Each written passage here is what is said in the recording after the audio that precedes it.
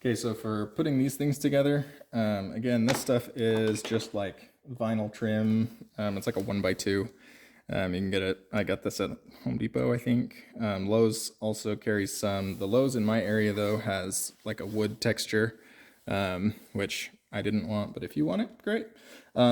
So the way that I do this, like I said, is I actually chemically weld them together. So the first thing to do is just, check your fit, make sure all your angles are good. That's how I had it set up when I turned on the camera. So, then just a quick crash course in solvent welding, if you're not familiar with it. Again, you could put these together a dozen other ways, right? Cut a slot down here and shove something in and then tack it with a nail gun. You could probably use long staples this way, although you'd want to be careful of your channels. So you could probably like staple it this way, like a good picture frame. I mean, there's a million things you could do. This is just what I do because I like it. I think it looks clean, and I've done it a lot. Granted, I'm really cold, so this is going to be a terrible example. So the stuff I use here is called Plasta-Weld by a company called Flexifile. You can get it from a lot of places. I got this from a model train shop in my area, but you can also get a number of other solvents at like hobby shops or model places, or even industrial supply places that supply plastic. If you have like a Tap Plastics near you, or I don't even remember some of the others. Anyway, if you've got a plastic supplier in your area, there's a brand called Weldon that makes a lot of things specifically for different types of plastic. This is kind of like just a general all-purpose chemical, but you can use a lot of different ones. So this Echo, stop. Sorry, my home wiretap is listening in. So from here, basically, I always start by just squeezing air out. There obviously are a number of ways you could do this. Really, there's no reason you can't just like grab a funnel and just pour it into the bottle. But this particular solvent evaporates super fast. And so I always like to just put a little bit in. So I just suck it through the needle applicator. This thing is called a needle applicator bottle. The way to use these is basically get, whatever solvent you want. Also, you should probably be using gloves. I don't have any at the moment, so I'm not gonna, but you should.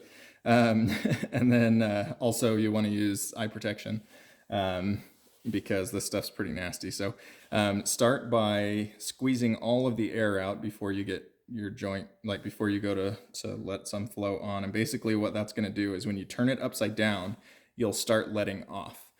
So I'll do it here without actually putting anything on, but you'll turn it upside down and let it go. And you see how it's sucking air. Oh, sorry.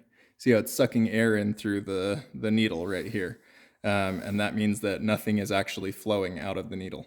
And that's how you make sure that you're not gonna spill it everywhere and ruin the finish, which, like I said, I'm super cold, my hands are shaky, I'm probably gonna do that anyway. But typically, you'll wanna do this. So then you flip it upside down, let it go, and then just gently squeeze until you get a little bit of that solvent running. Yeah, like I said, ooh, man, I'm cold and my hands are super shaky today, but so you'll just do that, squeeze a bunch of that solvent down in there. Then just push these together. And at this point, if you look, you'll see some like white melted gooey plastic squeezing up out of that joint. And that means that you've got a good joint there. So then hold it there for a minute, and then we'll just let it sit. Anyway, once all the solvent evaporates out of that crack, this will be very solid. So the surface that I'm using, just to address this real quick, you want to do this on something that is like perfectly flat. And preferably chemical resistant, right? So that you don't accidentally weld your piece to your table. This is just a granite countertop sample that I got from a a countertop supply place that was, you know, changing models or whatever. I don't know what they were doing, but anyway, they weren't going to sell this anymore. So they had a pile of granite samples that I think were like $5 or something. So I grabbed this so that I can have something nice that's flat, smooth, heavy, and I actually also use it for 3D printing, so that I can cool off the build plate really quick. I have a removable build plate, and I'll just pull it off, set it on here, and it sucks the heat out. So anyway, highly recommend something like this. If you already have a good flat spot, things like a silicone baker's mat to like protect it would work well, that kind of thing. Anyway,